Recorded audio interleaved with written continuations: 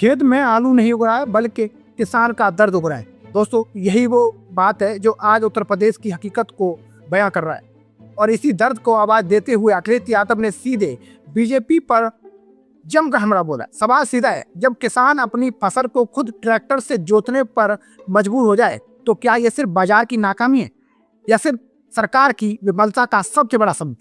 नमस्कार दोस्तों, मैं हूं आपके साथ मुकेश उपाध्याय और आप देख रहे हैं भारत टाइम्स न्यूज। दोस्तों, आज हम बात करेंगे उस सियासी वार की जिसमें मुद्दा सिर्फ आलू नहीं बल्कि पूरे सिस्टम की सच्चाई है।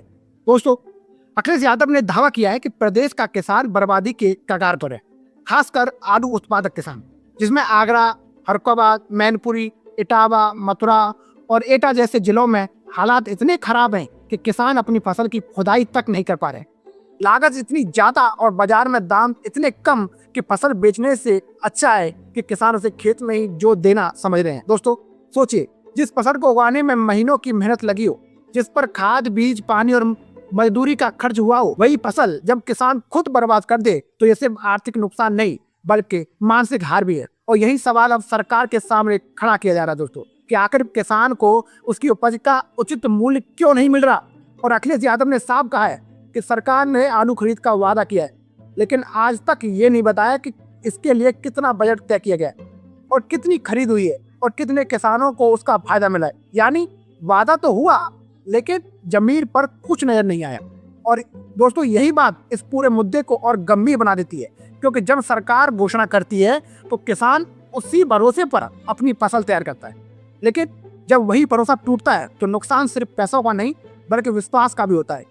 यही नहीं दोस्तों, अखिलेश यादव ने निवेश के मुद्दे पर भी सरकार को घेरा और कहा कि बड़े बड़े एमयू साइन किए गए, निवेश के दावे किए गए, लेकिन सवाल यह है कि उनमें से कितना निवेश जमीन पर उतरा और कितनी फैक्ट्रियां लगी और कितने युवाओं को रोजगार मिला। दोस्तों, क्योंकि अगर निवेश का सीधा फायदा रोजगार में नहीं दिख रहा तो फिर आंकड़े सिर्फ कागजों तक ही सीमित है। दोस्तों, जब रोजगार नहीं मिलेगा तो गांव का किसान और शहर का युवा दोनों ही संकट में आएंगे।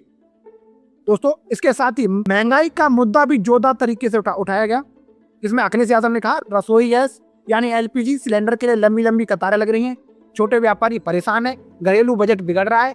सवाल यह है कि क्या यही अच्छे दिनों का वादा था जहां आम आदमी रोजमर्रा की जरूरतों के लिए भी संघर्ष करे? और जब महंगाई और बेरोजगारी दोनों एक साथ बढ़ते हैं तो इसका असर सीधा समाज की स्थिरता पर पड़ता है। वहीं दोस्तों, कानून व्यवस्था को लेकर भी गंभीर आरोप लगाए गए।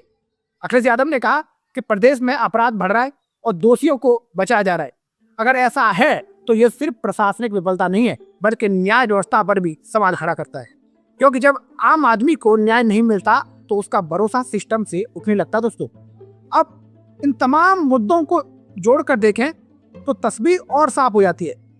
एक तरफ किसान अपनी फसल बर्बाद कर रहा है, दूसरी तरफ युवा रोजगार के लिए भटक रहा है और महंगाई आम आदमी की कमर तोड़ रही है और कानून व्यवस्था पर सवाल उठ रहे हैं। ऐसे में दोस्तों, विपक्ष का हमला तेज होना लाजमी है, लेकिन असली सवाल ये है, क्या सरकार इन सवालों का जवाब देगी या फिर उन्हें सिर्फ राजनीति कहकर टाल दिया जाएगा? क्योंकि दोस्तों, ये मुद्दे सिर्फ बयानबाजी के नहीं है बल्कि जमीन से जुड़े हुए हैं, हर किसान से जुड़े हुए हैं। और अगर समय रहते इनका समाधान नहीं किया गया तो आने वाले समय में ये असंतोष और बड़ा रूप ले सकता है। और राजनीति में आरोप प्रत्यारोप चलते रहते हैं दोस्तों, लेकिन जब खेत में खड़ी फसल ट्रैक्टर से जोती जाने लगे तो ये सिर्फ खबर नहीं है बल्कि चेतावनी होती है। चेतावनी इस बात की होती है कि कहीं ना कहीं सिस्टम में बड़ी खामी है और यही खामी आज सियासत के केंद्र में है। अब देखना दोस्तों ये है कि सरकार इन सवालों का ठोस जवाब देती है या फिर यह मुद्दा भी बाकी मुद्दों की तरह बयानबाजी में भी हो जाता है। आप क्या सोचते हैं?